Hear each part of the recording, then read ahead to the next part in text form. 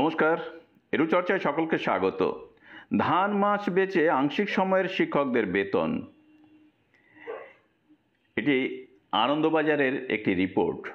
আমরা এর আগেই বেশ কয়েকটি ভিডিও দিয়ে দেখিয়েছি যে আংশিক সময়ের শিক্ষকদের বেতন খুব সামান্য, তা স্কুল থেকেই দেয়া হয় এবং তারা তাদের দাবি নিয়ে, অর্থাৎ 60 বছর বয়স পর্যন্ত তাদের কাজের নিশ্চয়তা এবং বেতন বৃদ্ধির জন্য বা সরকার তরফ থেকে বেতন দেবার জন্য আন্দোলন করছেন। তা সত্ত্বেও তাদের কিন্তু উন্নতি কিছু হয়নি। আর এই আজকে আমি যে রিপোর্টটি পাঠ করে আপনাদের শোনাবো, তা থেকে দেখা যাবে যে তাদের কতটা অবনতি হচ্ছে। স্কুলের টাকা না থাকলে তারা বেতন পাচ্ছে না। কিভাবে আমি শোনাই আপনাদের একটু। কোনো স্কুলের শিক্ষকেরা নিজেরাই চাঁদা দিয়ে আংশিক সময়ের শিক্ষক রাখছেন, কোথাও আবার স্কুলের প্রাক্তনীরা চাঁদা তুলে আংশিক সময়ের শিক্ষকদের বেতন দিচ্ছেন, কোথাও আবার স্কুলের পুকুর, ধান জমি লিজ দিয়ে অথবা জলাশয়ের মাছ, জমির ধান ও ফল আনাজ বিক্রি করে আংশিক সময়ের শিক্ষকদের বেতন দেওয়া হচ্ছে। বছর শেষ হতে চলল, অথচ কম্পোজিট গ্রান্টের টাকা আসেনি এখনও।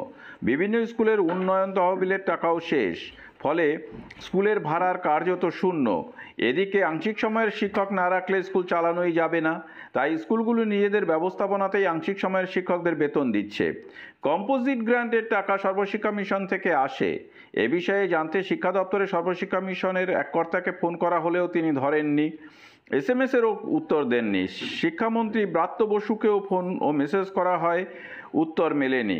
বেহালার সরসুনা চিলড্রেন ওয়েলফেয়ার অ্যাসোসিয়েশনের হাই স্কুল ফর গার্লসের প্রধান শিক্ষিকা সর্বরী সেনগুপ্ত জানালেন, তাদের স্কুলে অর্থনীতি, পুষ্টিবিজ্ঞান ও কম্পিউটার অ্যাপ্লিকেশনের জন্য আংশিক সময়ের শিক্ষক রাখতে হয়েছে। স্কুলের শিক্ষিকারাই চাঁদা তুলে তাদের বেতন দিচ্ছেন। সর্বরী বলেন, স্কুলে দু ধরনের তহবিল থাকে, কম্পোজিট ফান্ড এবং ডেভেলপমেন্ট ফান্ড।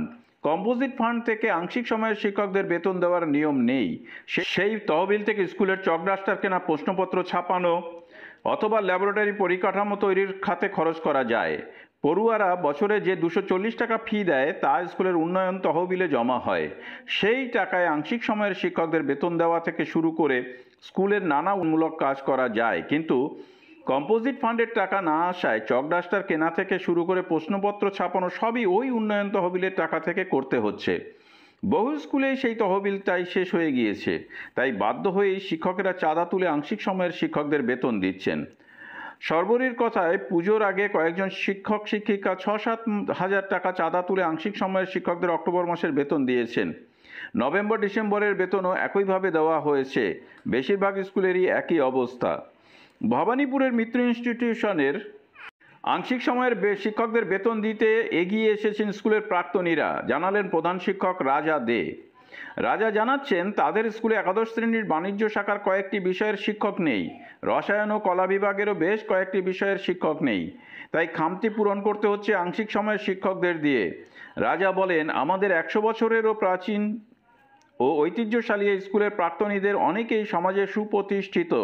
তারা স্কুলের এই আর্থিক হালের কথা শুনে আংশিক সময়ের শিক্ষকদের জন্য চাঁদা তুলে দিয়েছেন। স্কুলের পুকুরের মাছ, জমির ধান এবং বাগানের ফল বিক্রি করে আংশিক সময়ের শিক্ষকদের বেতন দিচ্ছে উত্তর 24 পরগনার দক্ষিণ চাতরা হাই স্কুল। প্রধান শিক্ষক কৃষ্ণাংশু মিশ্র বলেন, আংশিক সময়ের শিক্ষকদের বেতন মাছ, ধান, ফল বিক্রি করেই দেওয়া হচ্ছে। দক্ষিণ 24 পরগনার নরেন্দ্রপুর হেমন্ত কুমারী হাই স্কুলের প্রধান শিক্ষক দীপক কুমার দাস বলেছেন যে, আমাদের খুবই অসহায় অবস্থা। 12 জন আংশিক সময়ের শিক্ষক রয়েছেন, তাদের বেতন কোথা থেকে দেব? কম্পোজিট ফান্ডের টাকা চলে এলে তা থেকে চক ডাস্টার কেনার মতো দৈনন্দিন খরচগুলো চালানো যেত। সেই খরচও এখন স্কুলের উন্নয়ন তহবিল থেকে করতে হচ্ছে। সেই ফান্ডের আর টাকা নেই, তাই পড়ুয়াদের অভিভাবকরাই আংশিক সময়ের শিক্ষকদের বেতনের কিছুটা অংশ দিচ্ছেন।